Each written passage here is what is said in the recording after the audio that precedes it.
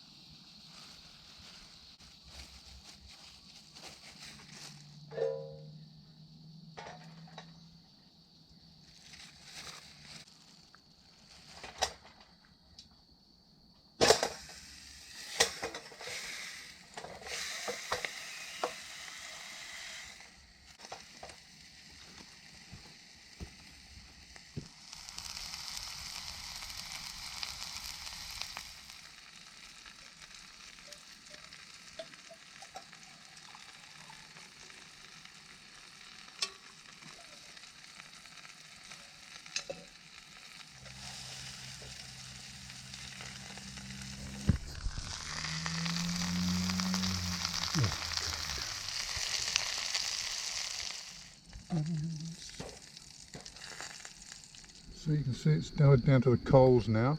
And it's in simmer mode. I've got a tight fitting lid for the pan there. Little water in there to steam the ribs.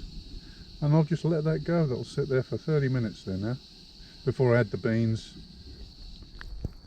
So it turns out that these gasifier stoves, you can choose any level of heat you want. You just can't choose when you have it. So there's the initial light up, a bit smoky, but once it gets going, you get the initial or the secondary kind of lot of heat pumping out. Starts to really get going and roar out. So it's gasifying. So high flame, perfect time for boiling a good quantity of water when you want to really pump the energy into the whatever it is that you're making.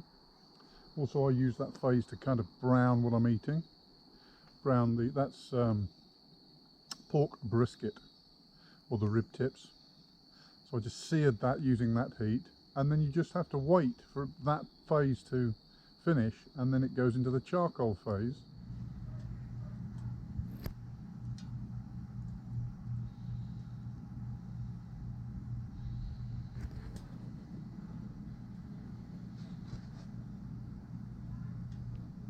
And I can still hear that going there now. That will just simmer away. That's perfect for what I'm doing with that. I'm trying to tenderize it now.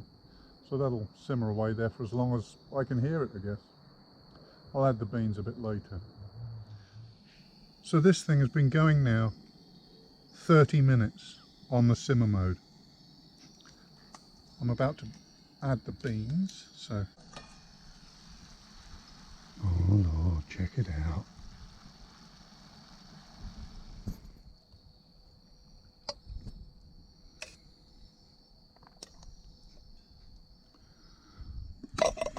Check it out. The last of the light coming over the ridge there.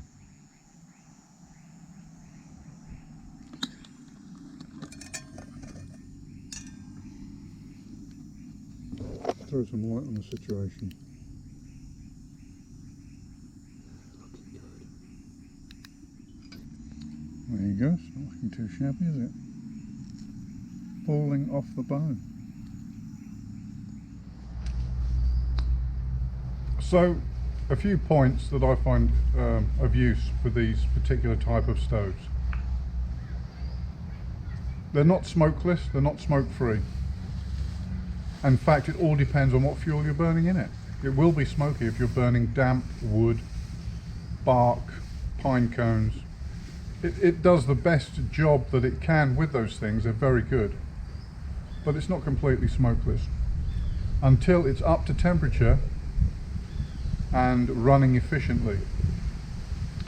Now, as soon as you drop something into the burn chamber, it cools the burn chamber down, drops the efficiency, and it becomes smoky. So the best way to use these is to pack them first, process the wood, should be well seasoned, quartered into sort of small half-inch square pieces, I guess, twigs, sticks, packed in, the top lit, and then do your cooking until that's exhausted.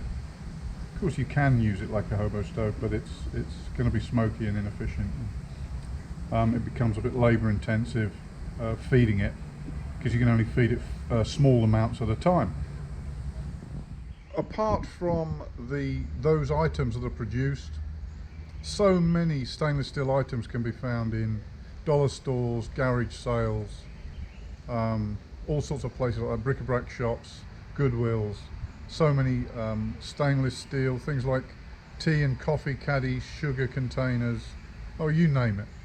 All made out of this thin, stamped out stainless steel, and with a bit of imagination and sort of figuring out where to cut for best effect, you can make some useful components. Very cheap. Total cost of this burner is under $10 US. I think it turned out at about €7, whatever that is. Certainly less than 10 US. It's not collapsible, but it does have some cunning storage features, which kind of makes up for it, I think. Anyway, some of my subscribers expressed an interest in it, so this is for you guys and anybody else that's interested. Thanks for watching.